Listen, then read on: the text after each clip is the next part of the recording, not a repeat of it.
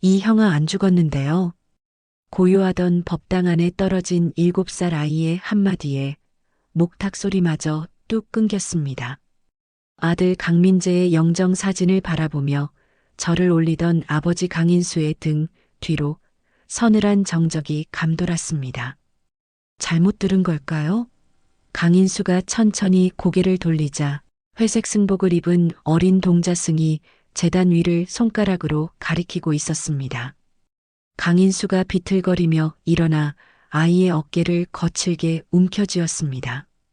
금방이라도 부러질 듯 떨리는 아버지의 손길에도 동자승은 눈 하나 깜빡하지 않았습니다. 오히려 맑고 깊은 눈망울로 강인수를 올려다보며 다시 한번 못을 박듯 말했습니다. 죽은 사람 느낌이 아니에요. 이 형아, 지금 어디선가 노래 부르고 있어요. 할아버지들한테요. 그 순간 강인수의 얼굴에서 핏기가 완전히 사라졌습니다. 쿵 하는 소리와 함께 강인수는 가슴을 부여잡고 차가운 마룻바닥으로 무너져 내렸습니다. 주지 스님이 황급히 달려왔고 법당은 순식간에 아수라장이 되었습니다. 아들을 떠나보내는 49제. 죽은 줄만 알았던 아이가 살아있다는 이 믿기 힘든 말은 대체 무엇을 의미하는 걸까요? 안녕하세요, 여러분. 인생 사연입니다. 오늘 들려드릴 이야기를 듣고 나면 여러분은 아마 눈물을 흘리실 겁니다. 아니, 어쩌면 분노하실 수도 있고 혹은 깊은 위로를 받으실 수도 있습니다. 이 이야기는 한 가족의 3대에 걸친 사랑과 희생, 그리고 용서에 관한 이야기입니다. 영상을 시작하기 전에 구독과 좋아요 버튼을 눌러주시고 알림 설정까지 해두시면 앞으로도 좋은 이야기로 찾아뵐 수 있습니다. 그리고 영상 끝까지 꼭 들어주세요. 여러분이 상상하지 못한 반전이 기다리고 있습니다. 그럼 지금부터 시작하겠습니다. 서울 종로구 인사동 뒷골목. 밤 11시가 넘은 시각이었지만 한옥 처마 아래 매달린 붉은 조명들은 여전히 은은하게 빛나고 있었습니다. 국악기 공방과 전통 찻집이 늘어선 좁은 골목 끝 3대째 가야금을 만들어 온 명연당 간판이 어둠 속에서 빛을 받아 반짝이고 있었습니다. 공방 2층 연습실에서는 28살 청년 강민재가 가야금 앞에 무릎을 꿇고 앉아 있었습니다. 12줄의 명주실이 팽팽하게 당겨진 오동나무 올림통. 민재의 손가락이 그 위를 미끄러졌습니다. 뚱뚱뚱 청아한 음이 울려 퍼졌지만 민재의 귀에는 그 소리가 쇠사슬처럼 무겁게만 들렸습니다. 땀이 등을 타고 흘러내렸습니다. 에어컨이 고장난 연습실은 후덥지근했고 창문 너머로 들어오는 여름밤 공기는 숨막히도록 무거웠습니다. 하지만 민재는 창문을 열 수 없었습니다. 아버지가 연습할 때 외부 소음이 들어오면 집중력이 떨어진다며 금지했기 때문입니다. 다시 아버지 강인수의 목소리가 등 뒤에서 떨어졌습니다. 차갑고 건조한 질문이 아니라 명령에 가까운 어조였습니다. 60대 중반의 강인수는 꼿꼿한 자세로 팔짱을 낀 채 아들을 내려다보고 있었습니다. 무형문화재 가야금 산조 이수자이자 3대째 이어온 명연당의 가주. 그의 아버지가 또 그 아버지가 그랬듯 강인수는 아들에게 전통을 물려주는 것이 자신의 숙명이라 믿고 있었습니다. 민재는 입술을 깨물며 다시 손가락을 현 위에 올렸습니다. 산조 중몰이 대목. 스승에게 100번도 넘게 배운 가락이었지만 오늘따라 손끝이 얼어붙은 듯 굳어 있었습니다. 첫 줄을 튕기는 순간 뚱 하고 울려야 할 음이 삑하고 비틀어졌습니다. 강인수의 미간이 더욱 좁혀졌습니다. 그는 책상 위에 놓인 메트로놈을 똑똑 두드렸습니다. 집중이 안 되나 보구나. 다음 달이면 국립국악원 정기 공연인데 이 모양으로 무대에 설 셈이냐? 내가 실수하면 우리 집안 3대의 명예가 땅에 떨어진다. 민재는 대답하지 않았습니다. 대답할 수 없었습니다. 아버지에게 말할 수 없는 진실이 목구멍 끝까지 차올라 있었으니까요. 저는 가야금이 싫습니다. 이 소리가, 이 삶이, 아버지가 전부 싫습니다. 하지만 그 말은 입 밖으로 나오지 않았습니다. 대신 민재는 고개를 숙인 채 다시 손가락을 움직였습니다. 뚱뚱뚱뚱 기계적인 음이 연습실을 채웠고 강인수는 그제야 만족한 듯 고개를 끄덕였습니다. 그래, 그렇게 해야지. 우리 집안은 3대째 가야금으로 이름을 날렸다. 내 할아버지 강태산 선생은 국악계에 살아있는 전설이셨고 나도 그 뒤를 이었다. 내가 그 맥을 끊어서는 안 돼. 알겠느냐? 강인수가 나가고 홀로 남은 민재는 가야금 앞에서 무너져 내렸습니다. 손가락 끝이 빨갛게 부어올라 있었습니다. 하루 12시간씩 연습을 해온 결과였습니다. 굳은 살이 생기고 손톱 밑이 피멍이 들었습니다. 하지만 아픈 건 손가락이 아니라 가슴이었습니다. 민재는 연습실 창문을 조심스럽게 열었습니다. 아버지가 1층으로 내려간 걸 확인한 후였습니다. 창문 너머로 인사동 골목이 내려다 보였습니다. 저 멀리 홍대 방향에서 들려오는 희미한 음악 소리가 바람을 타고 날아왔습니다. 젊은이들이 거리에서 기타를 치고 노래를 부르고 웃으며 춤추는 소리. 민재가 평생 동경했지만 단 한 번도 가까이 가본 적 없는 세계였습니다. 그의 방 옷장 깊숙한 곳에는 아버지 몰래 사모은 CD들이 숨겨져 있었습니다. 빅뱅, 방탄소년단, 블랙핑크, 세븐틴. 한국을 넘어 세계를 사로잡은 아티스트들의 앨범. 민재는 밤마다 이어폰을 귀에 꽂고 그들의 음악을 들으며 눈을 감았습니다. 그 순간만큼은 가야금 명인의 아들이 아닌 그저 음악을 사랑하는 평범한 28살 청년이 될 수 있었습니다. 창문을 통해 들어온 밤바람이 민재의 땀에 젖은 이마를 식혀주었습니다. 민재는 눈을 감고 깊게 숨을 들이마셨습니다. 순간 현기증이 일었습니다. 너무 오래 숨을 참고 있었던 것처럼. 언제까지 이렇게 살아야 하지? 그때 휴대폰이 진동했습니다. 고등학교 동창 박준혁에게서 온 메시지였습니다. 야, 민재야. 다음 주에 우리 홍대에서 버스킹한다. 너도 와. 기타 치면서 노래 부르는 거 재밌어. 자유롭고. 민재는 메시지를 읽고 또 읽었습니다. 자유롭고라는 단어가 눈에 박혔습니다. 박준혁은 민재와 달랐습니다. 부모의 기대도 집안의 전통도 없었습니다. 대신 자기가 하고 싶은 음악을 했습니다. 유튜브에 영상을 올리고 거리에서 공연하고 그렇게 자기 길을 만들어가고 있었습니다. 민재는 답장을 쓰려다가 지웠습니다. 무슨 소용이 있겠습니까? 아버지가 허락할 리 없었습니다.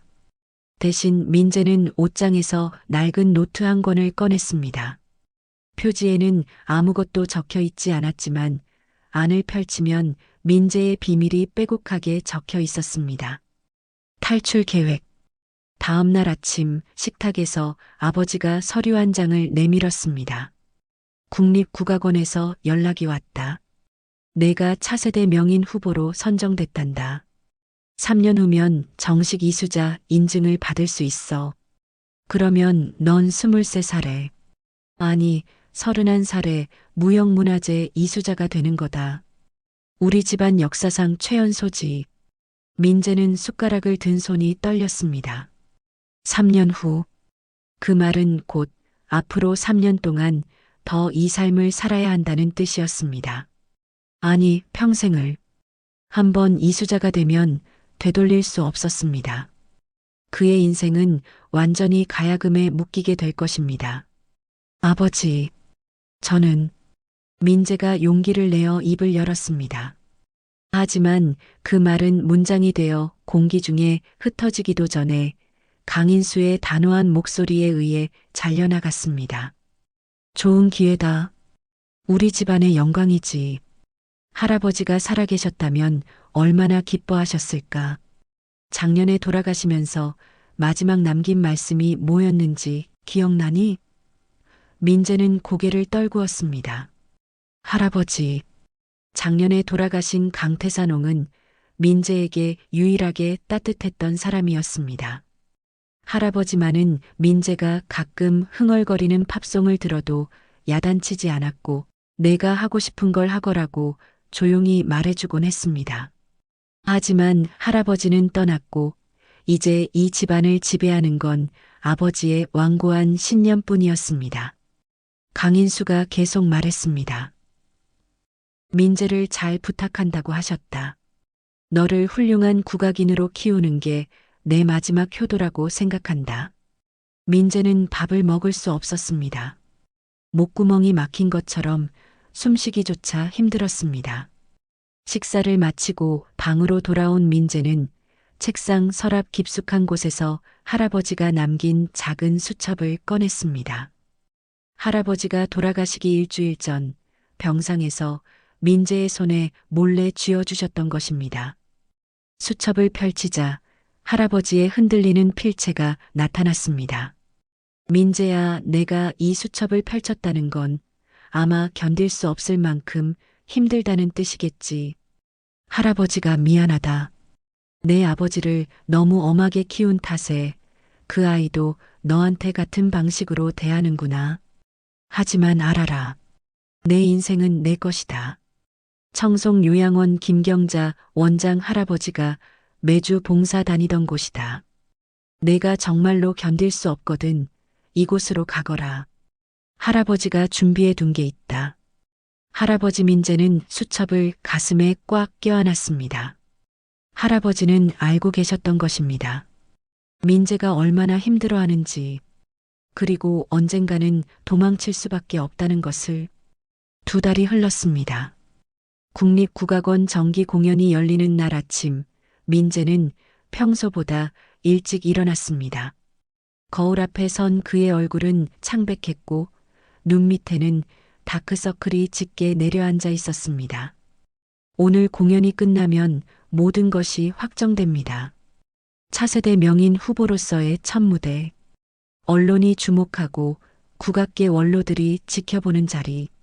성공하면 민재의 인생은 완전히 가야금에 묶이게 될 것입니다. 민재는 옷장 깊숙한 곳에서 작은 가방을 꺼냈습니다. 며칠 전부터 조금씩 준비해 둔 것들이 들어 있었습니다. 현금 200만 원, 여벌 옷 2벌, 세면도구, 할아버지의 수첩, 그리고 마지막으로 할아버지가 쓰시던 가야금에서 떼어낸 끊어진 줄 하나. 민재는 그 줄을 손가락으로 만졌습니다. 거칠고 날카로운 촉감. 이것이 바로 자신을 묶고 있는 족쇄의 상징이었습니다. 오늘 끊어야 해. 민재는 가방을 다시 옷장에 숨기고 정장으로 갈아입었습니다. 공연장에 도착하자 대기실은 이미 분주했습니다. 전통 의상을 입은 연주자들이 악기를 조율하고 무대 감독이 일정을 확인하고 있었습니다. 민재는 구석진 자리에 앉아 주머니 속 끊어진 가야금줄을 만지작거렸습니다. 그때 누군가 민재 옆에 다가와 앉았습니다. 강민재 씨 맞죠? 저는 박준혁이라고 합니다. 고등학교 동창인데 기억 안 나시려나? 민재가 고개를 들자 30대 초반으로 보이는 남자가 환하게 웃으며 손을 내밀고 있었습니다. 말끔한 양복에 세련된 헤어스타일, 그리고 손목에는 애플워치가 빛나고 있었습니다. 준혁아, 오랜만이다. 맞아. 나 기억하는구나. 나 오늘 공연하는데 현대음악 파트, 가야금, 재즈 퓨전 이런 거 유튜브에서 좀 떴거든. 민재 너도 봤을 거야, 내 채널. 민재는 어색하게 고개를 끄덕였습니다. 실은 준혁의 유튜브 채널을 몰래 구독하고 있었습니다. 밤마다 몰래 보면서 부러워했습니다. 준혁은 계속 말을 이었습니다. 야, 근데 너 진짜 대단하다. 3대째 가야금 명인 집안이라며? 나는 그냥 취미로 시작했는데 요즘 유튜브 덕분에 좀 뜨고 있어. 구독자가 50만 명쯤 되나? 광고 수익이랑 협찬 받으면 한 달에 1,000만 원은 벌어. 아, 그리고 다음 달에 홍대에서 단독 콘서트도 하거든. 티켓이 벌써 매진됐어. 민재의 가슴이 쿵 내려앉았습니다. 준혁은 전통도 없고 명문 집안도 아니지만 자유롭게 자기가 하고 싶은 음악을 하고 있었습니다. 그것도 성공적으로. 돈도 벌고 팬들의 사랑도 받고. 민재가 평생 꿈꿨지만 절대 가질 수 없는 삶이었습니다. 민재, 너는 앞으로 어떤 음악 하고 싶어? 나중에 우리 콜라보 한번 해보자.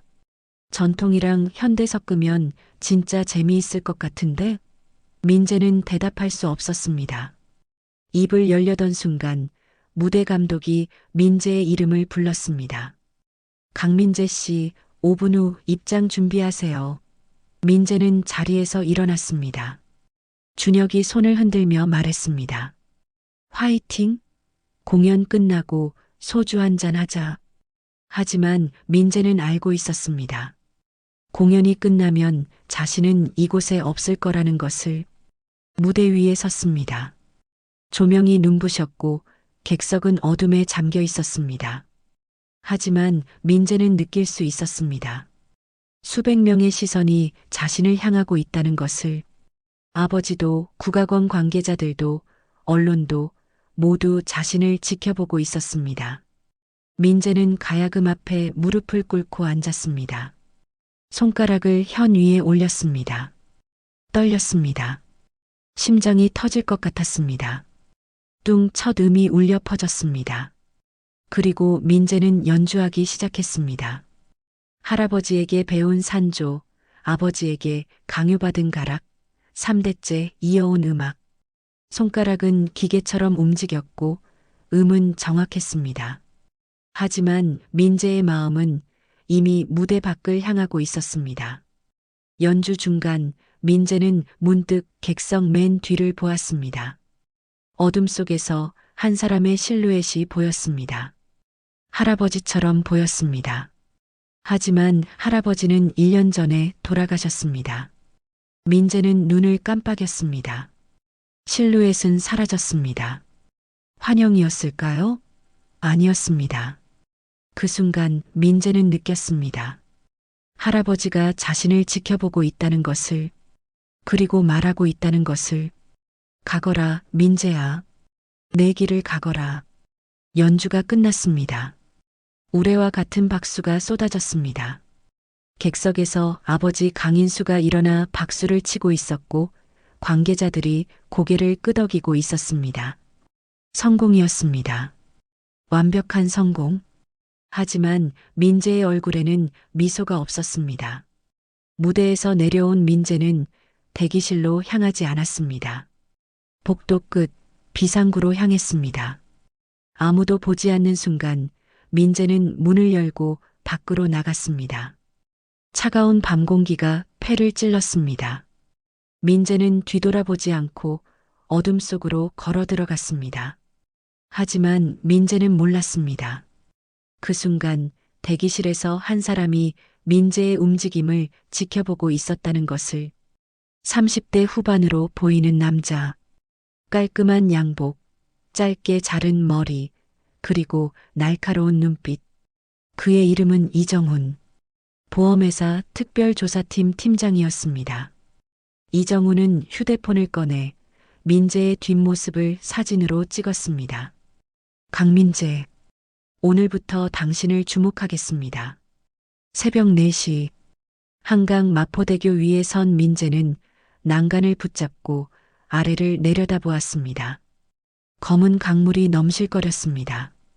차가운 바람이 뺨을 때렸고 멀리 보이는 도시의 불빛들은 잔인할 만큼 아름답게 반짝이고 있었습니다. 민재는 가방에서 휴대폰을 꺼냈습니다. 전원을 끄기 전 마지막으로 아버지에게 문자 한 통을 남겼습니다. 아버지, 죄송합니다. 저는 아버지가 원하는 아들이 될 수 없습니다. 가야금이 아닌 제 음악을 하고 싶었습니다. 용서해 주세요. 전송. 민재는 휴대폰을 난간 위에 올려놓았습니다. 그 옆에 신발 한 켤레를 벗어가지런히 놓았습니다. 아버지가 명인 인증식 때 신으라며 사준 전통 가죽신이었습니다. 그리고 마지막으로 주머니에서 끊어진 가야금줄을 꺼내 조심스럽게 휴대폰 옆에 놓았습니다. 증거는 충분했습니다. 민재는 난간 너머를 응시했습니다. 하지만 뛰어내리지 않았습니다. 대신 다리 아래로 미리 준비해둔 작은 고무보트가 기다리고 있었습니다. 할아버지가 수첩에 적어둔 주소로 물건을 주문해서 사흘 전 이곳에 숨겨둔 것입니다. 민재는 난간을 타고 조심스럽게 내려가 보트에 몸을 실었습니다. 노를 저었습니다. 강물은 차갑고 거셌지만 민재는 멈추지 않았습니다. 저 멀리 한강 하류 쪽 아무도 자신을 찾지 못할 곳을 향해 나아갔습니다. 1시간 후 민재는 강 하류의 한적한 선착장에 도착했습니다. 젖은 옷을 갈아입고 가방을 메고 걷기 시작했습니다. 미리 조사해둔 경로였습니다. CCTV가 없는 뒷골목, 사람이 없는 이른 새벽 시간, 새벽 첫 차 버스를 타고 서울을 떠났습니다. 목적지는 경상북도 청송, 할아버지가 봉사하시던 그 요양원이었습니다. 같은 시각 서울에서는 강인수의 휴대폰이 울렸습니다.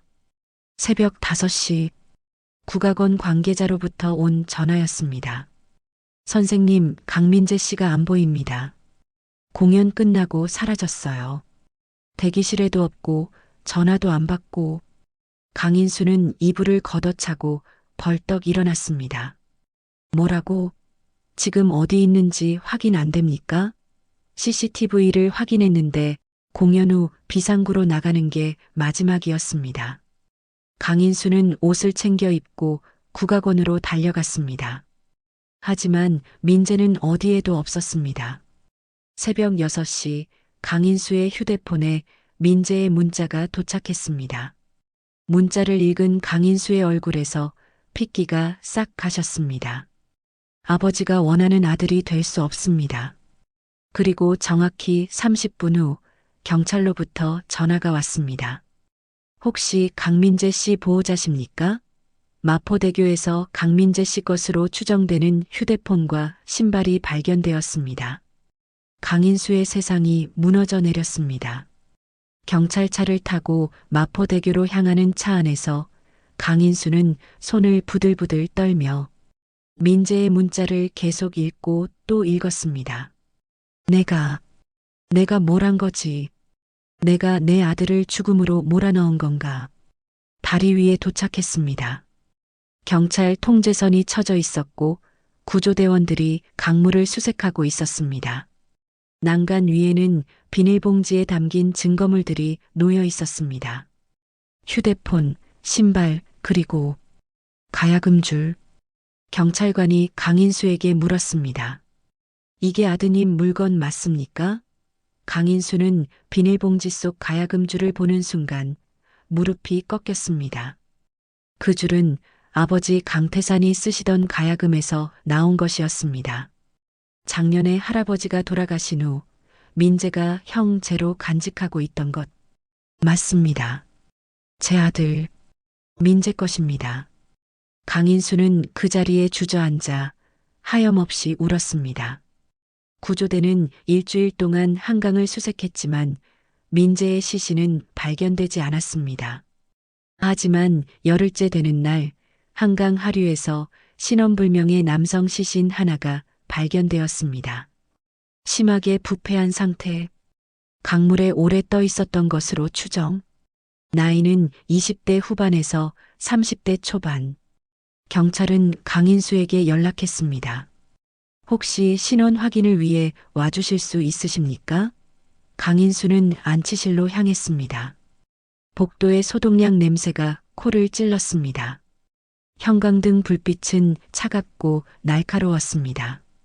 담당 형사가 조심스럽게 말했습니다. 상태가 좋지 않습니다. 직접 보시기엔 충격이 클 겁니다. 대신 DNA 검사를 진행하는 게 봐야겠습니다. 제 눈으로 확인해야겠습니다. 하지만 막상 안치실 문 앞에 서자 강인수는 발이 떨어지지 않았습니다. 그때 누군가 뒤에서 강인수의 어깨를 잡았습니다. 형님, 돌아보니 동생 강민수가 서 있었습니다. 민수야. 형님, 제가 대신 확인하겠습니다. 형님은 여기서. 하지만 강인수는 고개를 저었습니다. 아니다. 아버지로서 마지막으로 내가 해야 할 일이다. 강인수는 안치실 문을 열었습니다. 그리고 그가 본 것은 시신은 형체를 알아볼 수 없을 정도로 부패해 있었습니다. 강인수는 그 모습을 보는 순간 비명을 지르며 뒤로 물러섰습니다. 동생 강민수가 황급히 형을 부축했습니다. 형님, 나가십시다. DNA 검사 결과를 기다리는 게. 그래, 그래야겠다. 강인수는 비틀거리며 안치실을 나왔습니다. DNA 검사에는 이틀이 걸렸습니다. 그 이틀 동안 강인수는 잠도 자지 못하고 거실 소파에 앉아 있었습니다. 민재의 어릴 적 사진들을 꺼내보며 눈물만 흘렸습니다. 그리고 사흘째 되는 날 경찰로부터 전화가 왔습니다. DNA 검사 결과가 나왔습니다. 강민재 씨와 99.9% 일치합니다. 강인수는 휴대폰을 떨어뜨렸습니다. 쿵 하는 소리와 함께 화면이 깨졌습니다. 민재가 정말로 죽은 것입니다. 장례식장은 국악인들의 조문객으로 가득 찼습니다. 하지만 관 안에는 아무것도 없었습니다. 시신이 너무 심하게 부패해서 화장을 먼저 진행한 후였습니다. 영정 사진만이 민재의 환한 미소를 담고 있었습니다. 강인수는 상주석에 앉아 기계처럼 조문객들에게 절을 받았습니다. 눈물은 이미 다 말라버렸고 가슴 속에는 거대한 구멍만 뚫려 있었습니다.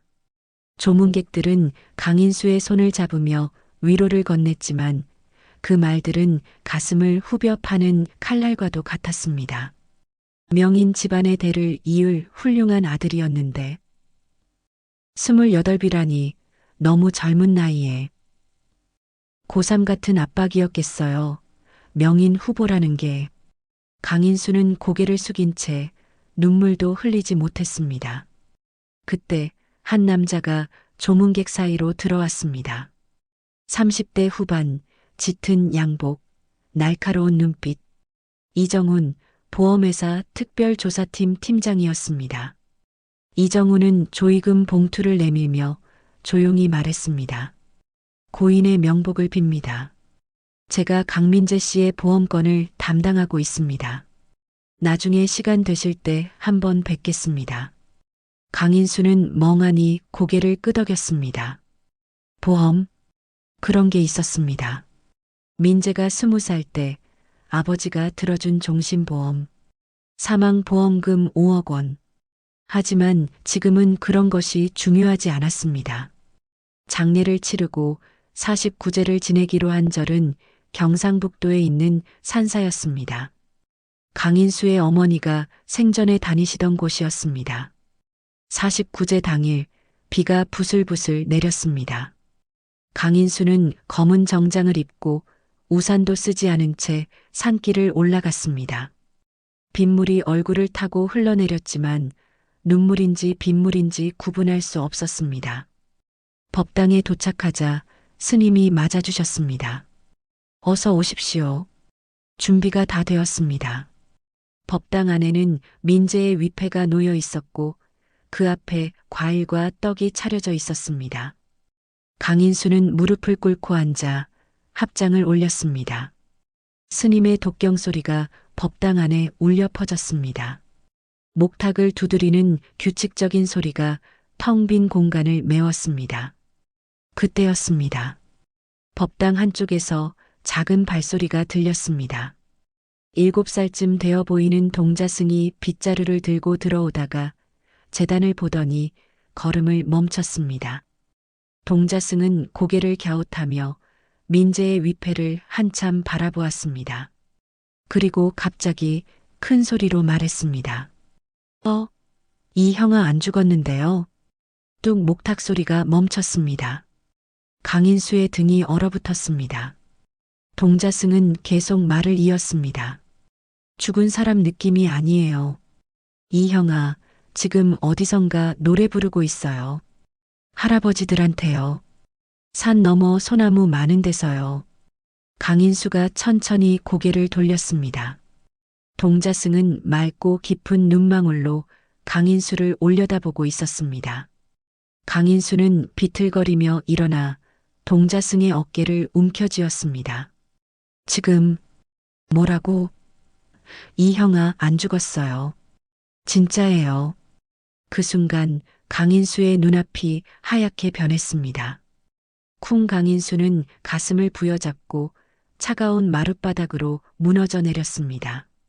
정신을 차렸을 때 강인수는 스님의 방에 누워 있었습니다. 주지 스님이 차를 따라주며 말했습니다. 정신 차리셨습니까? 깜짝 놀랐습니다. 아까 그 아이, 동자승은 민우 말입니까? 걱정 마십시오. 아이가 어려서 가끔 헛것을 보곤 합니다. 마음에 담아두지 마십시오. 하지만 강인수는 차를 마실 수 없었습니다. 노래를 부른다. 할아버지들한테 산 너머 소나무 많은 데서 그 말이 머릿속을 떠나지 않았습니다. 민재는 어릴 적부터 노래를 좋아했습니다. 가야금보다 기타를, 산조보다 발라드를 좋아했습니다. 그리고 할아버지, 강태산옹은 생전에 어디를 자주 다녔습니까? 요양원, 산속 요양원에서 봉사를 하셨습니다. 강인수는 벌떡 일어났습니다. 스님, 혹시 이 근처에 요양원이 있습니까? 산속에. 아, 청송 요양원 말씀이십니까? 여기서 차로 2시간 거리에 있습니다. 돌아가신 태산 어르신께서 자주 봉사를 가시던 곳이지요. 강인수의 심장이 쿵쿵 뛰기 시작했습니다. 설마 민재가. 아니, 말도 안 되었습니다. DNA 검사 결과가 일치했습니다. 경찰도 확인했습니다. 하지만 만약, 아주 만약에 강인수는 스님에게 인사도 제대로 하지 못하고 절을 뛰쳐나갔습니다. 차를 몰고 산길을 달렸습니다.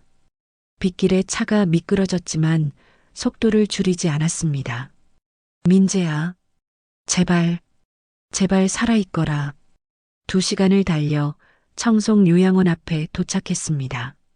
낡은 2층 건물, 페인트가 벗겨진 외벽.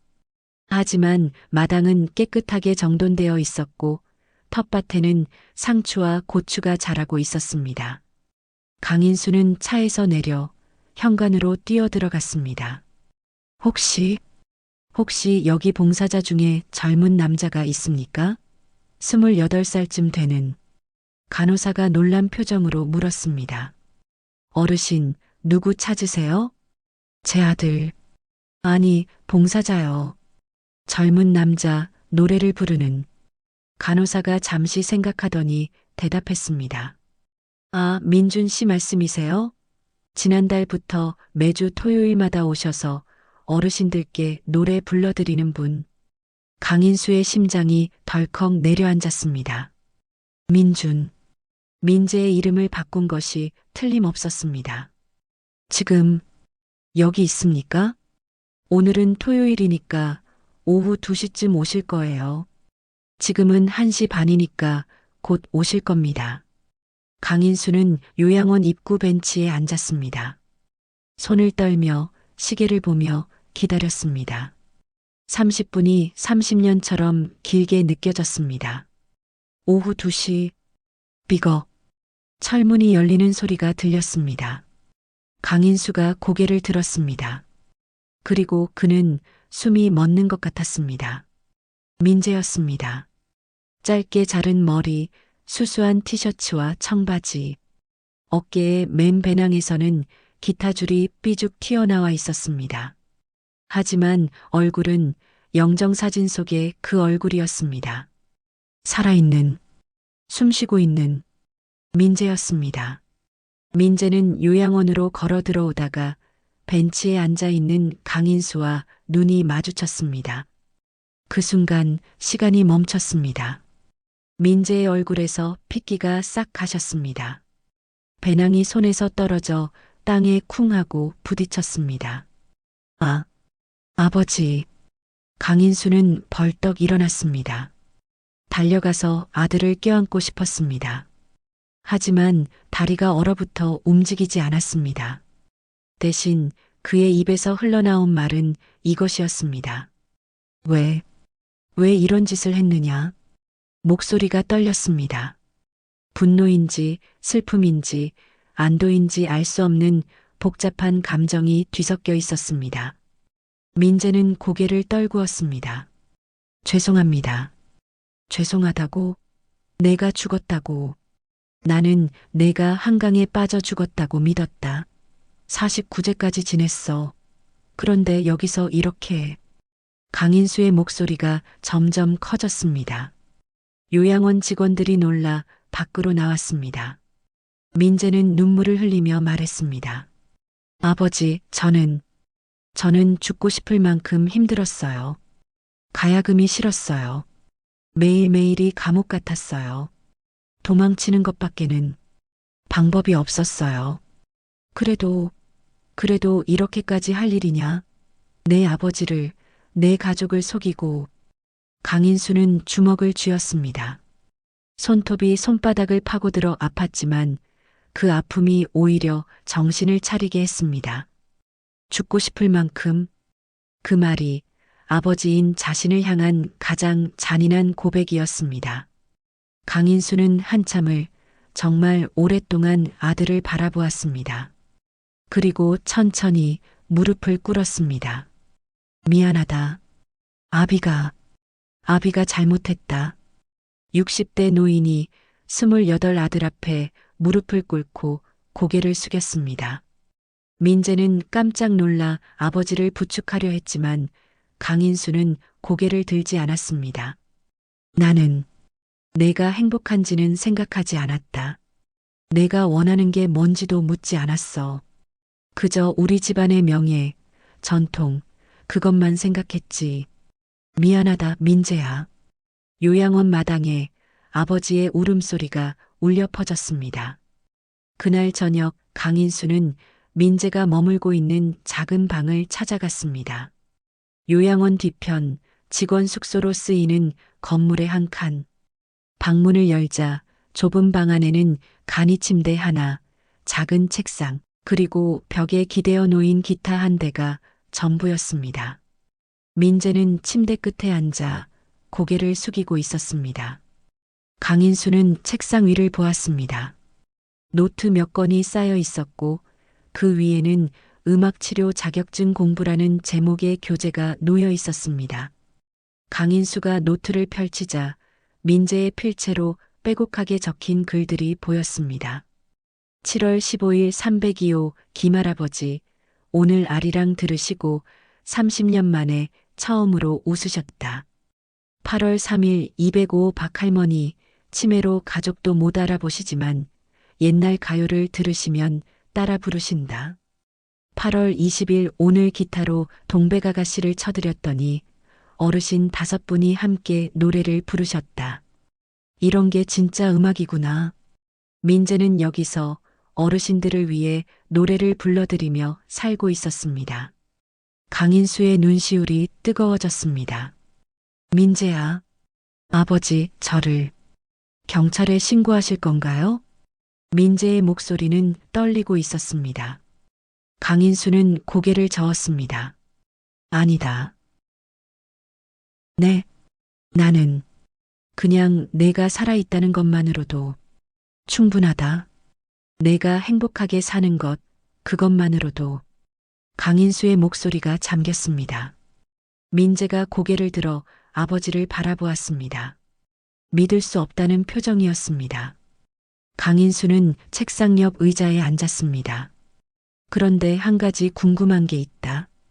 넌 어떻게 이 모든 걸 준비했느냐? DNA 검사까지 통과했다는데 혼자서는 불가능했을 텐데. 민재는 잠시 망설이더니 입을 열었습니다. 할아버지가 도와주셨어요. 강인수의 눈이 커졌습니다. 뭐? 작년에 할아버지가 돌아가시기 한 달 전 할아버지가 저를 병실로 부르셨어요. 그리고 말씀하셨죠.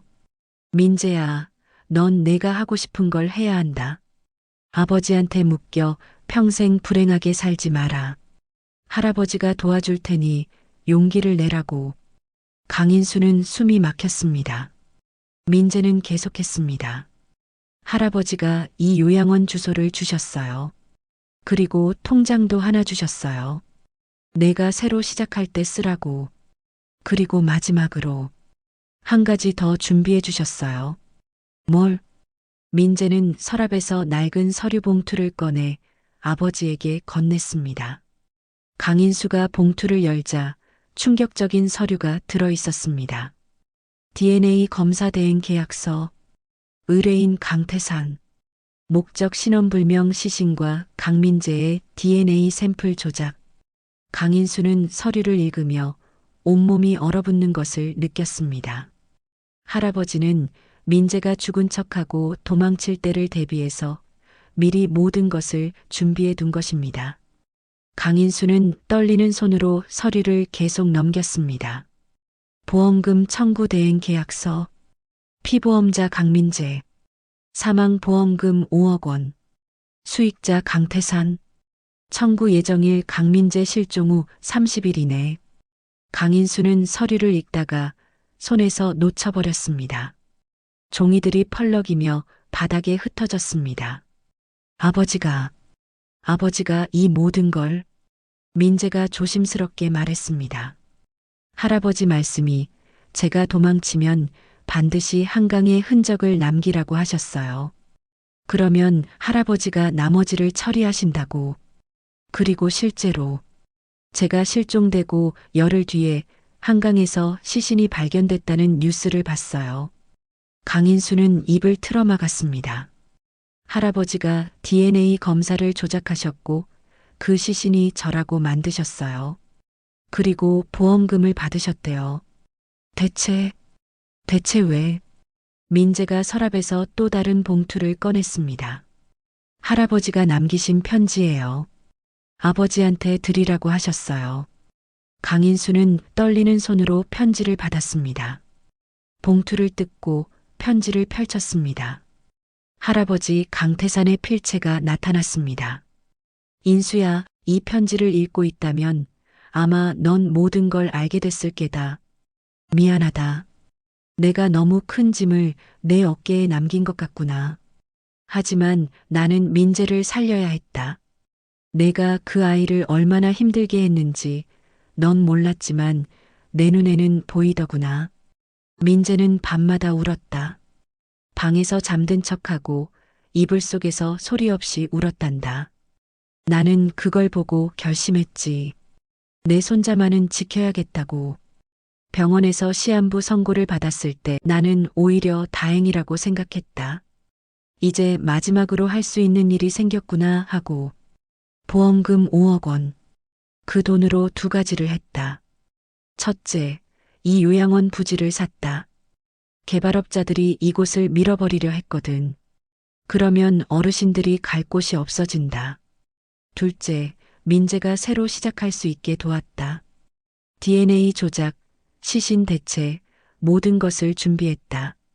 인수야, 내가 너한테 잘못 가르쳤다. 음악은 누군가를 묶는 쇠사슬이 아니야. 누군가를 자유롭게 하는 날개란다. 미안하다, 그리고 고맙다. 민재를 부탁한다. 아버지. 강인수는 편지를 읽으며 눈물이 멈추지 않았습니다. 아버지는 자신이 죽기 전 마지막으로 손자를 살린 것입니다. 그것도 불법을 저지르면서까지. 강인수는 편지를 가슴에 안고 한참을 울었습니다. 민재도 아버지 옆에 앉아 함께 울었습니다. 다음 날 강인수는 서울로 돌아왔습니다. 하지만 집에 돌아온 그는 잠을 이룰 수 없었습니다. 아버지가 남긴 편지, 민재의 눈물, 그리고 한 가지 풀리지 않는 의문. 보험금 5억 원. 할아버지가 요양원 부지를 샀다고 했습니다. 하지만 요양원 부지가 5억이나 할까요? 강인수는 다음 날 아침 등기부등본을 떼러 갔습니다. 청송 요양원 부지의 소유자를 확인하기 위해서였습니다. 그리고 등기부등본을 받아든 순간 강인수는 다시 한번 충격을 받았습니다. 소유자 강태산, 취득일 2024년 4월 10일, 취득 가격 3억 원, 3억 원. 그렇다면 나머지 2억 원은 어디에 갔을까요? 강인수는 아버지의 통장 거래 내역을 확인했습니다. 그리고 발견했습니다. 2024년 4월 15일 출금 2억 원, 입금처 한성건설, 한성건설. 그 이름을 본 순간 강인수는 온몸이 얼어붙었습니다. 한성건설의 대표이사는 강인수의 동생 강민수였습니다. 강인수는 즉시 동생 강민수에게 전화를 걸었습니다. 민수야, 나다. 지금 어디냐? 형? 무슨 일이야? 목소리가 이상한데. 만나야겠다. 지금 당장. 1시간 후 형제는 명현당 공방에서 마주 앉았습니다. 강인수가 등기부등본과 통장 내역을 탁자 위에 던지듯 올려놓았습니다. 이게 뭐냐? 강민수가 서류를 보더니 얼굴이 굳어졌습니다. 형, 이건 아버지가 내 회사한테 2억을 보냈더라. 왜? 강민수는 한참을 말이 없다가 깊은 한숨을 내쉬었습니다. 형, 미안해. 나 아버지한테 부탁드렸어. 무슨 부탁? 청송 요양원 부지. 내가 원래 사려고 했었어. 거기 리조트 짓고 개발하려고. 그런데 아버지가 먼저 사버리셨더라고. 나는 화가 났지. 은행 대출까지 받아서 준비했는데. 강인수의 주먹이 꽉 쥐어졌습니다. 그래서 아버지한테 따졌어. 왜 내 사업을 방해하시냐고. 그랬더니 아버지가 제안하셨어. 2억을 주시겠다고. 대신 그 땅은 절대 건드리지 말라고. 뭐? 나는 처음에 거절했어. 하지만 아버지가 무릎을 꿇으셨어. 제발 민재를 위해서 이것만은 들어달라고. 그때 나는 무슨 말인지 몰랐어. 민재가 무슨 상관이냐고 물었더니 아버지는 그냥 나중에 알게 될 거다라고만 하셨어. 강인수는 숨이 막혔습니다. 할아버지는 손자가 20살 요양원을 지키기 위해 동생에게까지 머리를 숙인 것입니다. 강민수가 계속 말했습니다. 그리고 한 달 후에 아버지가 돌아가셨고 그 다음 달에 민재가 실종됐지. 나는 그제야 알았어. 아버지가 왜 그러셨는지. 넌 알고 있었나? 민재가 살아있다는 걸? 강민수가 고개를 저었습니다. 아니, 나도 며칠 전까지는 몰랐어. 형이 청송에 갔다는 얘기를 듣고 혹시나 해서 알아봤지. 그리고 확인했어. 강인수는 고개를 떨구었습니다. 민수야, 미안하다. 내가 너한테도 진실을 숨긴 것 같아서. 아니야, 형. 이해해. 형도 혼란스러웠을 거야. 형제는 잠시 침묵했습니다. 그때 강인수의 휴대폰이 울렸습니다. 모르는 번호였습니다. 여보세요? 강인수 씨, 저는 이정훈입니다. 보험회사 특별조사팀입니다. 혹시 지금 시간 되십니까? 강인수의 얼굴이 창백해졌습니다. 다음 날 강인수는 보험회사 본사를 찾아갔습니다. 회의실에서 이정훈이 기다리고 있었습니다. 이정우는 강인수에게 의자를 권하며 노트북을 펼쳤습니다. 강인수 씨, 먼저 말씀드리겠습니다. 저희는 강민재 씨의 사망에 대해 의문을 가지고 있습니다. 무슨 의문입니까? 이정우는 화면을 돌려 강인수에게 보여주었습니다. 화면에는 국립국악원 공연장 CCTV 영상이 재생되고 있었습니다. 공연 당일 강민재 씨가 비상구로 나가는 장면입니다. 여기까지는 경찰도 확인했죠. 하지만 저희는 더 조사했습니다. 국악원 주변 CCTV, 그날 밤 한강 주변 CCTV 모두 확인했습니다. 이정훈이 다른 영상을 재생했습니다. 이건 한강 마포대교에서 2km 떨어진 하류 지점입니다. 새벽 5시 27분. 이 사람이 누구일까요? 화면 속에는 젖은 옷을 입고 걸어가는 남자의 뒷모습이 보였습니다. 화질이 좋지 않았지만 체격은 민재와 비슷했습니다. 강인수는 입술을 깨물었습니다. 이정훈이 말을 이었습니다. 물론 이것만으로는 강민재 씨라고 단정할 수 없습니다. 하지만 이정훈이 또 다른 서류를 꺼냈습니다. 한강에서 발견된 시신의 DNA 검사. 이것도 의문입니다. 원래 경찰 과학수사대에서 검사해야 하는데 유족 측에서 사설감정기관의 결과를 제출했더군요. 왜일까요?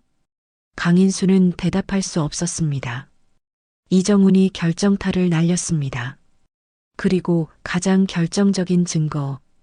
이틀 전 청송요양원 주변에서 찍힌 사진입니다. 이정훈이 휴대폰 화면을 보여주었습니다. 사진 속에는 요양원 마당에서 기타를 치고 있는 청년이 찍혀 있었습니다. 얼굴이 또렷하게 보였습니다. 강민재였습니다. 강인수는 숨이 멎었습니다. 강인수 씨, 사실대로 말씀해 주십시오. 강민재 씨 살아있지 않습니까? 강인수는 한참을 정말 오랫동안 침묵했습니다. 그리고 천천히 고개를 끄덕였습니다. 네, 살아있습니다. 이정우는 한숨을 쉬었습니다. 역시 그렇군요. 강인수 씨, 이건 보험 사기입니다. 형법 제347조 사기죄, 그리고 시신 은닉, DNA 조작까지 최소 징역 5년 이상입니다. 강인수는 고개를 숙였습니다. 알고 있습니다. 하지만 제 아들은 아무것도 모릅니다. 모든 건 제 아버지가. 강태산 씨 말입니까? 이미 돌아가셨죠. 공소권 없음입니다. 하지만 공범이 있었을 겁니다. 강민재 씨도 계획을 알고 있었을 테고. 아닙니다. 민재는. 이정훈이 손을 들어 강인수를 제지했습니다. 강인수 씨, 저는 지금 두 가지 선택지를 드리겠습니다. 첫째, 지금 당장 경찰에 신고하고 강민재 씨를 소환해서 조사합니다.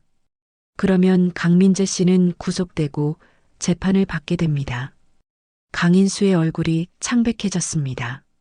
둘째, 보험금 5억 원을 전액 반환하십시오. 그리고 위약금 50%를 추가로 지불하십시오.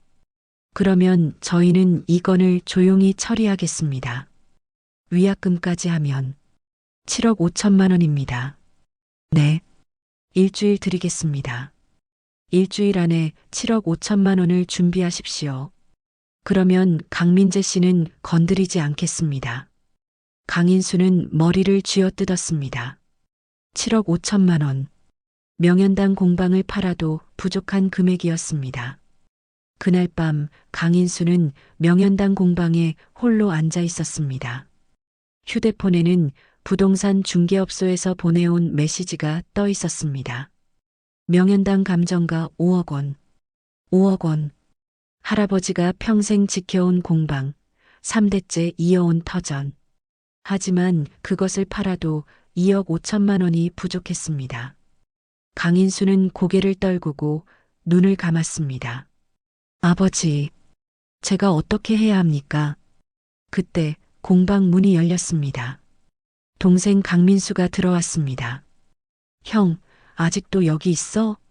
민수야. 강민수는 형 옆에 앉으며 서류 봉투를 내밀었습니다. 이게 뭐냐? 은행 수표야. 3억 원. 강인수의 눈이 커졌습니다. 민수야, 이건. 형, 나도 이 집안 사람이야. 조카를 지켜야지. 그리고 사실, 나도 책임이 있어. 무슨 책임? 강민수가 깊은 한숨을 쉬었습니다. 형, 고백할 게 있어. 사실 나, 아버지가 돌아가시기 전에 아버지한테 진짜 나쁜 말 했어. 아버지는 평생 가야금만 붙잡고 사셨으니까 돈이 얼마나 중요한지 모르시죠라고. 형도 마찬가지고 민재도 마찬가지고 우리 집안은 다 고리타분해서 답답해 죽겠다고. 그렇게 말했어. 강인수는 말없이 동생을 바라보았습니다. 그때 아버지가 우셨어. 70이 넘은 노인이 내 앞에서 눈물을 흘리시더라고. 민수야, 미안하다. 애비가 너희들한테 돈을 많이 못 남겨줘서 미안하다고. 그때 나는 정말 미친놈이었어. 강민수의 눈에도 눈물이 고였습니다. 그리고 한 달 후에 아버지가 돌아가셨지. 장례식 치르면서 나는 계속 생각했어. 내가 왜 그런 말을 했을까라고. 그래서 이번만큼은 제대로 하고 싶어. 형 받아. 강인수는 동생을 껴안았습니다. 고맙다, 민수야. 됐어, 형. 우리 가족이잖아. 하지만 3억을 더해도 아직 부족했습니다. 명현당을 팔면 5억, 동생이 준 3억 합쳐서 8억. 하지만 필요한 금액은 7억 5천만 원이었으므로 5천만 원이 남았습니다. 아니, 잠깐. 강인수는 계산을 다시 했습니다. 7억 5천만 원이 필요한데 8억이 있으니 5천만 원이 남는 게 맞았습니다. 강인수는 안도의 한숨을 쉬었습니다. 다음 날 강인수는 보험회사를 찾아갔습니다. 7억 5천만 원 준비했습니다. 이정우는 수표를 확인하고 고개를 끄덕였습니다. 좋습니다. 약속대로 이거는 여기서 종결하겠습니다. 강민재 씨에 대해서는 더 이상 추궁하지 않겠습니다. 감사합니다. 하지만 한 가지만 말씀드리죠. 강인수 씨 아버지로서 훌륭하십니다. 아들을 위해 평생의 터전을 벌이다니. 강인수는 쓴웃음을 지었습니다. 아닙니다. 저는 제대로 된 아버지가 아니었습니다. 이제야 조금 배우는 중입니다. 며칠 후 강인수는 다시 청송요양원을 찾았습니다. 민재에게는 아무 말도 하지 않았습니다. 보험금 일도 명현당을 판 일도 그저 아들과 함께 요양원 뒤편 언덕에 올랐습니다. 그곳에는 작은 비석이 서 있었습니다. 강태산 지묘. 할아버지는 이곳에 묻히길 원했습니다. 자신이 지킨 요양원을 영원히 지켜보고 싶다고. 강인수는 비석 앞에 꽃을 놓고 절을 올렸습니다. 민재도 옆에서 함께 절을 올렸습니다. 아버지, 응? 할아버지가 정말 대단하신 분이었어요. 그래, 내가 평생 못 따라갈 분이셨지. 강인수는 주머니에서 끊어진 가야금줄을 꺼냈습니다. 민재가 아버지에게 준 그 줄. 민재야, 이거 여기 놔두고 가자. 왜요? 이제 더 이상 족쇄가 아니니까. 할아버지한테 돌려드리는 거야. 잘 받았습니다. 이제 민재는 자유입니다라고. 민재는 고개를 끄덕였습니다. 강인수는 끊어진 줄을 비석 옆에 조심스럽게 놓았습니다. 바람이 불어와 줄이 살랑살랑 흔들렸습니다. 그날 저녁 요양원 원장 김경자가 강인수를 찾아왔습니다. 강인수 씨, 잠시 시간 되십니까? 네, 원장님. 무슨 일이십니까? 김경자는 낡은 봉투 하나를 꺼냈습니다. 강태산 어르신께서 돌아가시기 전에 이걸 제게 맡기셨어요. 1년 후에 강인수에게 전해달라고 하시면서요. 강인수는 떨리는 손으로 봉투를 받았습니다. 봉투를 열자 USB 하나와 편지가 들어 있었습니다. 편지부터 읽었습니다. 인수야, 이 편지를 받을 때쯤이면 아마 많은 일이 있었겠지. 민재를 찾았을 것이고 보험금 일도 알게 됐을 것이고 내가 얼마나 큰 죄를 저질렀는지도 알게 됐겠지. 미안하다. 하지만 난 후회하지 않는다. USB에는 내가 너한테 남기는 마지막 선물이 들어있다. 꼭 혼자서 조용한 곳에서 보거라. 애비가. 강인수는 방으로 돌아가 노트북에 USB를 꽂았습니다. 파일이 하나 있었습니다. 인수에게 MP4 더블 클릭했습니다. 화면이 켜졌습니다. 병실이 보였습니다. 그리고 침대에 누워있는 할아버지 강태산이 보였습니다. 녹화 날짜는 1년 전 할아버지가 돌아가시기 일주일 전이었습니다. 할아버지가 카메라를 향해 미소를 지으며 말했습니다. 인수야, 이 영상을 보고 있다는 건 넌 이미 모든 걸 알게 됐다는 뜻이겠지. 강인수의 눈에서 눈물이 흘러내렸습니다. 할아버지가 계속 말했습니다.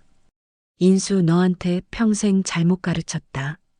전통이 중요하다고, 명예가 중요하다고, 집안이 중요하다고. 그렇게 가르쳤지. 하지만 내가 틀렸다. 가장 중요한 건 사람이야. 가족이야. 그 사람이 행복한지, 웃고 있는지, 그게 제일 중요한 거였어. 민재를 봐라. 그 아이는 가야금을 잘 쳤지만 행복하지 않았어. 매일 밤 울었어. 나는 그걸 너무 늦게 알았다. 화면 속 할아버지의 눈에도 눈물이 고였습니다. 그래서 결심했지. 마지막으로 손자만은 구해야겠다고. 설령 내가 죄를 짓는다 해도. 인수야, 내가 저지른 일은 범죄야. DNA 조작, 보험 사기, 시신 은닉. 다 범죄지. 하지만 나는 후회하지 않아. 왜냐하면 민재가 웃는 걸 봤거든. 요양원에서 기타 치면서 노래하는 걸 봤어. 그 아이가 평생 처음으로 진짜 웃는 걸 봤어. 강인수는 화면을 보며 소리내어 울었습니다. 할아버지가 마지막 말을 했습니다. 인수야, 이제 내 차례다. 내가 민재를 구했으니 이제 넌 민재와 함께 살아가야 해. 아버지로서가 아니라 친구로서. 강요하는 사람이 아니라 응원하는 사람으로. 그리고 한 가지 더. 할아버지가 카메라에 가까이 다가왔습니다. 명현당 지하창고, 가야금 보관함 3번째 서랍. 거기 내가 너를 위해 뭔가 숨겨뒀다. 꼭 찾아보거라. 영상이 끝났습니다. 강인수는 즉시 서울로 차를 몰았습니다. 하지만 명현당은 이미 팔린 상태였습니다.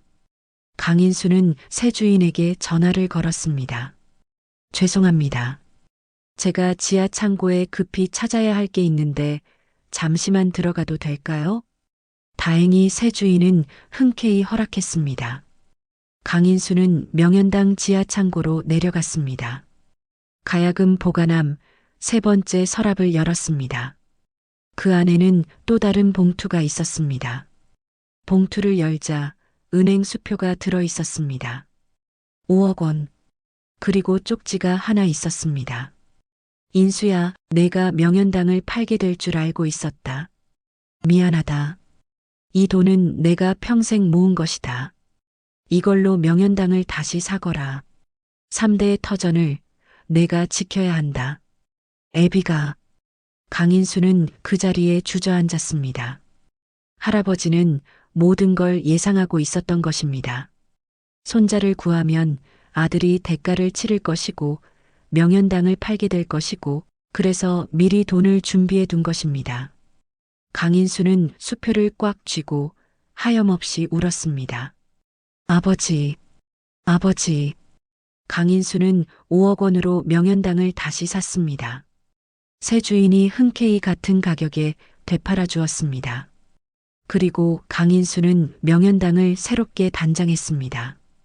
간판을 바꿨습니다. 명현당 마이너스 전통과 현대가 만나는 곳. 1층은 여전히 가야금 공방이었지만 2층은 연습실 대신 작은 공연장으로 바꿨습니다. 가야금 연주도 하지만 기타도 치고 노래도 부르고 자유로운 음악을 하는 공간. 그리고 매월 마지막 주 토요일에는 청송요양원에서 민재가 올라와 공연을 했습니다. 첫 공연 날, 객석에는 30여 명의 사람들이 앉아 있었습니다. 대부분은 동네 주민들이었지만 몇몇은 국악계 동료들도 있었습니다. 무대 위에 민재가 기타를 들고 섰습니다. 그리고 그 옆에 강인수가 가야금을 안고 무릎을 꿇고 앉았습니다. 부자는 서로를 바라보며 미소를 지었습니다. 아버지, 준비되셨어요? 그래, 시작하자. 민재가 기타를 치기 시작했습니다. 강인수가 가야금을 뜯었습니다. 전통과 현대가 만났습니다. 아버지와 아들이 만났습니다. 음악이 흘렀습니다. 완벽하지 않았습니다. 가끔 박자가 어긋나기도 했고 음이 부딪히기도 했습니다. 하지만 아름다웠습니다. 객석에서 박수가 터져 나왔습니다. 공연이 끝나고 강인수와 민재는 무대 뒤에서 포옹했습니다. 민재야, 고맙다. 나한테 다시 기회를 줘서. 아니에요, 아버지. 제가 더 감사해요. 3년이 흘렀습니다. 강인수는 가야금과 기타 재단을 설립했습니다. 전통 음악을 강요받아 힘들어하는 청소년들, 자신의 꿈을 펼치지 못하는 젊은 음악가들을 돕는 재단이었습니다. 재단은 강태산 할아버지의 이름을 걸고 운영되었습니다. 강태산 음악 장학재단. 매년 10명의 청소년에게 장학금을 주고 자유롭게 음악을 배울 수 있도록 도왔습니다. 민재는 청송요양원의 정식 음악치료사가 되었습니다. 그리고 요양원 원장 김경자의 딸과 결혼했습니다. 결혼식 날 강인수는 주례를 섰습니다. 오늘 제 아들 강민재가 새로운 가정을 꾸립니다. 아버지로서 무척 기쁩니다. 하지만 동시에 부끄럽기도 합니다. 제가 이 아이를 거의 죽음으로 몰아넣었기 때문입니다. 하객들이 웅성거렸습니다. 강인수는 계속했습니다. 하지만 이 아이의 할아버지가 손자를 구했습니다. 그리고 저에게도 가르쳐 주셨습니다. 진짜 사랑이 무엇인지, 진짜 가족이 무엇인지. 강인수는 민재를 바라보며 미소 지었습니다. 민재야, 행복하게 살아라. 내가 원하는 대로, 내가 하고 싶은 대로. 이제 너를 응원만 하마. 민재는 눈물을 흘리며 고개를 끄덕였습니다. 그리고 또다시 시간이 흘렀습니다. 매년 강태산의 기일이 되면 가족들은 청송요양원을 찾았습니다. 할아버지의 묘 앞에서 추모 공연을 열었습니다. 강인수가 가야금을, 민재가 기타를 연주했습니다. 요양원 어르신들이 박수를 치며 환하게 웃었습니다. 공연이 끝나고 강인수는 묘 앞에 꽃을 놓았습니다. 아버지, 잘 지내고 계십니까? 민재가 아들을 낳았습니다. 아버지의 증손자입니다. 이름은 태산이라고 지었습니다. 아버지 이름을 따서요. 강인수는 잠시 말을 멈췄다가 미소를 지으며 계속했습니다. 저는 태산이한테 가야금을 가르치지 않을 겁니다. 대신 뭐든 하고 싶은 걸 하라고 할 겁니다. 그게 아버지가 제게 가르쳐 주신 거잖아요. 바람이 불어왔습니다. 묘 옆에 놓인 끊어진 가야금 줄이 바람에 흔들렸습니다. 강인수는 그 줄을 바라보며 생각했습니다. 이제 이 줄은 족쇄가 아니라 사랑의 증표입니다. 끊어짐으로써 자유를 준 사랑. 그것이 진정한 아버지의 사랑입니다. 저 멀리 요양원에서 아이들의 웃음소리가 들려왔습니다. 민재가 기타를 치며 노래를 부르고 어르신들이 박수를 치고 작은 태산이가 손뼉을 치며 까르륵 웃고 있었습니다. 강인수는 그 모습을 바라보며 평화로운 미소를 지었습니다. 아버지, 감사합니다. 제가 할 수 없었던 것을 아버지가 해주셨습니다. 이제 저는 압니다. 음악은 누군가를 가두는 쇠사슬이 아니라 누군가를 자유롭게 하는 날개라는 것을. 하늘은 맑게 개어 있었고 세상의 모든 공부는 이제 막 다시 시작되고 있었습니다. 여러분, 오늘 이야기 어떠셨나요? 강태산 할아버지의 희생, 강인수 아버지의 회개, 그리고 민재의 새로운 시작. 이 가족의 이야기가 여러분의 마음에 어떤 울림을 주었을지 궁금합니다. 혹시 여러분도 누군가에게 강요하고 있지는 않으신가요? 혹은 누군가의 기대 때문에 숨이 막히지는 않으신가요? 이 이야기가 작은 위로가 되었기를 바랍니다. 댓글로 여러분의 생각을 남겨주세요. 어떤 부분이 가장 인상 깊었는지 혹은 여러분의 비슷한 경험이 있으시다면 들려주세요. 댓글 하나하나 다 읽겠습니다. 그리고 이 영상이 도움이 되셨다면 좋아요와 구독 부탁드립니다.